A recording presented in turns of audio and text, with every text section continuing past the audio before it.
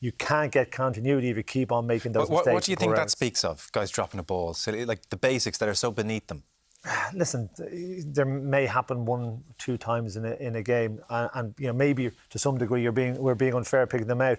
But there's a little bit of we had to, because we saw that as a major issue last time out, and then 1 or 2 drop balls by themselves isn't as big a deal, but it is in the context of then those decisions that are those poor decisions that we made and poor execution. All of a sudden, you've got a lot of things that are wrong and not allowing continuity. It's 2 weeks in a row that Rob pointed out before the game. They've got a theory on a short kicking game. We're just going to dink over the top and try and regather. It's because the wingers or fullbacks are back deep guarding the sidelines. And it simply hasn't worked because it hasn't been executed properly. Okay. And they haven't done it once or twice. They've done it a lot. But not a bad idea in theory. Well, the theory is there, right? Yeah, you can understand the theory, but it just ain't working. Yeah, on some of them.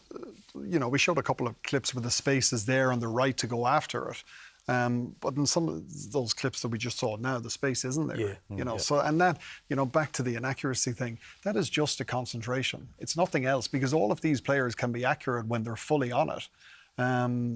But, anytime you're a little bit slow to a breakdown, or you're inaccurate with a clean out, or discipline is a little bit off, it's only concentration. I think there could be a fatigue. You have the World Cup, such a big year, and it ends so disappointingly in the Six Nations. They had the break over and then you go to South Africa, and you're just back on the treadmill. You don't. No, that's the gig. Okay.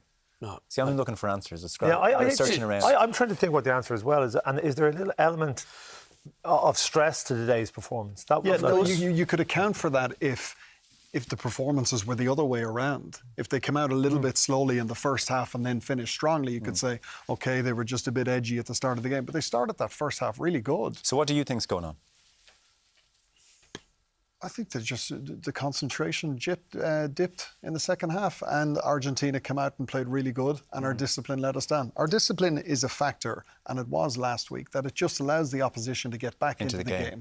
And you're building some nice momentum, you're on top, and then all of a sudden penalty, you've let them off the hook and they're back up.